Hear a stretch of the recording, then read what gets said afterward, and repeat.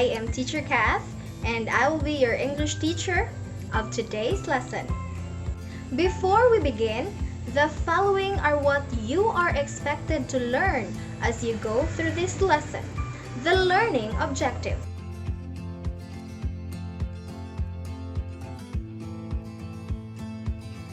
First, determine the characteristics of a persuasive text. Next, provide reasons to support an argument. And lastly, write to persuade the reader to agree with one's point of view. At this point, grab your pen and answer sheets and go over what I know found on your modules. The activity is asking you to read each statement and identify whether they are of truth or not about persuasive text. You are simply asked to write true or false.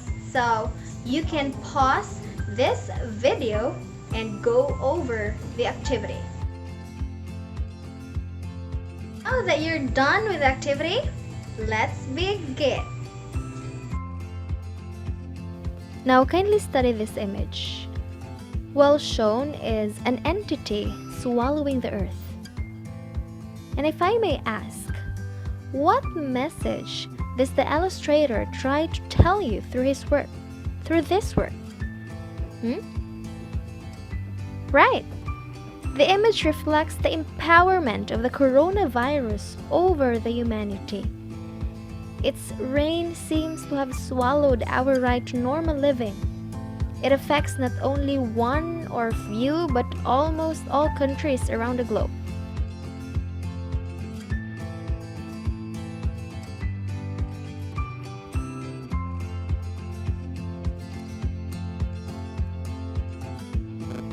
And with that being said, do you agree with the illustrator's message? Do you agree with it? Well, I bet you do. We all do. Because we could all attest how our lifestyles drastically changed and how many lives were sacrificed because of this pandemic.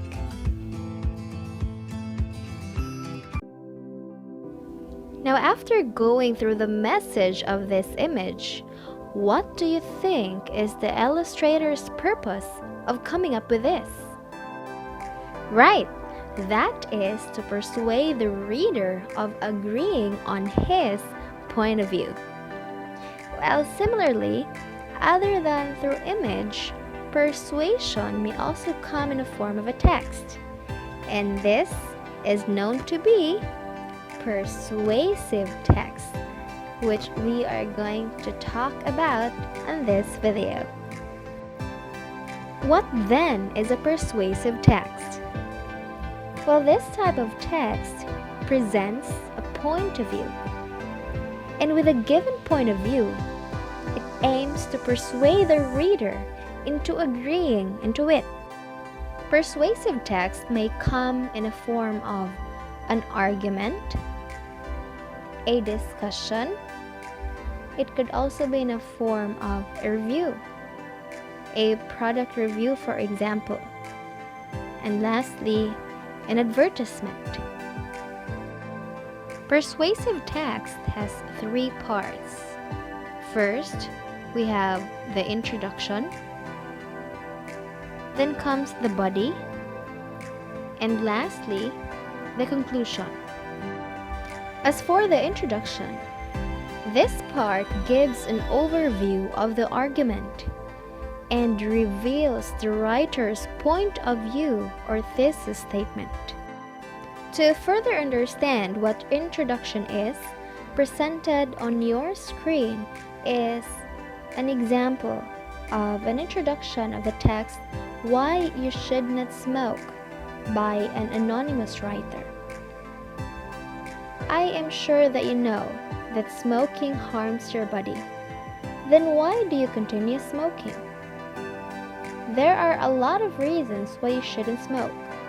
Some of them are that smoking affects your health, that you spend a lot of money on cigarettes, and that when you smoke, you are not respecting people around you. In this example, the writer claims that there are a lot of reasons why you shouldn't smoke, which then becomes his point of view. And the rest of the statement gives us an overview of his arguments, his points, his reasons, which support his point of view, that is, to not smoke. Now, after introduction comes the body.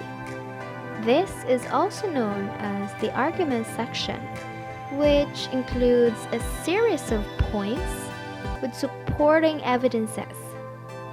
Here is where you try to convince the reader into believing your point of view on a particular issue. And as a basis, you should have at least 3 main argument points and can include more if necessary.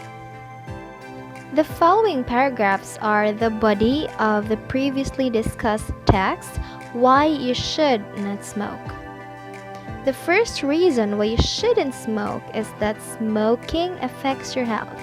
If you smoke, your physical condition will be negatively affected, so it will be very difficult for you to succeed in sports.